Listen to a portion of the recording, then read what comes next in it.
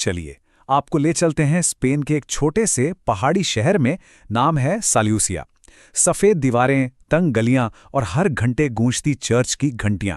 दिन के उजाले में ये जगह किसी सपने जैसी लगती है, लेकिन इस खूबसूरती के पीछे एक ऐसा खौफनाक राज छिपा है जिसे जानने के बाद यहाँ की रातें किसी बुरे सपने से कम नहीं लगती।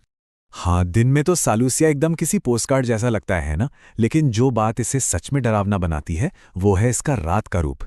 जैसे ही सूरज ढलता है, यहाँ की हवा में एक अजीब सी अनजानी सी ठंडक घुल जाती है।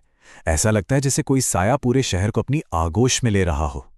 और इस कहानी में एंट्री होती है माटेओ गुरेरो की।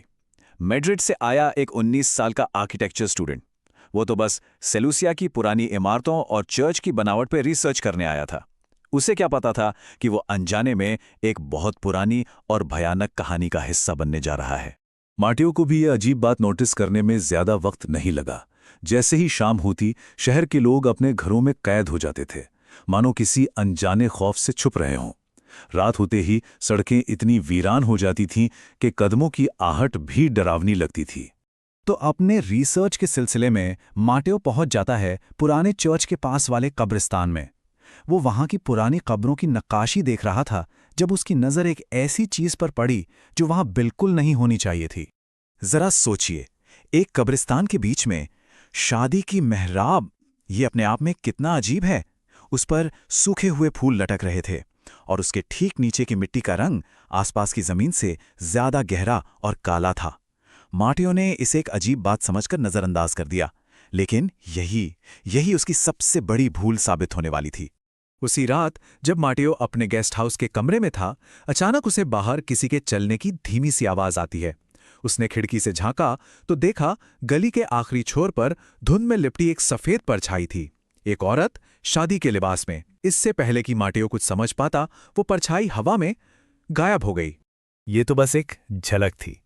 असली खौफ तो अगली रात दस्तक देने वाला था। अगली रात वो आवाजें और भी करीब से आने लगीं। इस बार जब माटेओ ने खिड़की खोली तो उसने पत्थर की सड़क पर गीली मिट्टी से सने पैरों के निशान देखे। और ये निशान कहाँ जा रहे थे? सीधे उसी पुराने कब्रिस्तान की तरफ। अपनी जिज्ञासा के हाथों मजबूर होकर माटेओ उन निशानों का पीछा करने निकल पड़ा। कब्रिस्तान में उस मेहराब के नीचे उस भूतिया साये को देखने के बाद माटेओ की हालत क्या हुई होगी, वो बुरी तरह डर गया था। अगली सुबह उसने हिम्मत करके गेस्ट हाउस के बूढ़े केयरटेकर से इस बारे में पूछा। पहले तो वो कुछ नहीं बोला, लेकिन जैसे ही माटेओ ने उस शादी की मेहराब का जिक्र किया, उसका चेहरा डर से सफेद पड़ गया। केयरटेकर ने जो कहानी सुनाई वो दिल दहला देने वाली थी। ये कहानी थी इजाबेला की, जिसकी शादी 1889 में होनी थी, लेकिन उसका दूल्हा जेवियर उसे मंडप में अकेला छोड़कर किसी और के साथ भाग गया। बेचारी इजाबेला पूरी रात दुल्हन के जोड़े में उसका इंतजार करती रही और सुबह तक सदमे से उसका दिल हमेशा के लिए खामोश हो गया। और तभी से उस रूह को लोग कॉप्स ब्राइड यानी लाश दुल्हन के नाम से जानने लगे। एक ऐसी आत्मा जो आज भी अपने अधूरे इंतजार में भटक रही है। ये सिर्फ एक कहानी नहीं थी, ये सलूसिया का वो सच था जिसमें अब माटेओ बुरी तरह फंस चुका था। यहां से कहानी एक बहुत ही खतरनाक मोड़ लेती है, क्योंकि अब वो साया सिर्फ दूर नहीं था, वो अब माटेओ के लिए आ रहा था। अब ये आतंक सीधा और जानलेवा होने वाला था।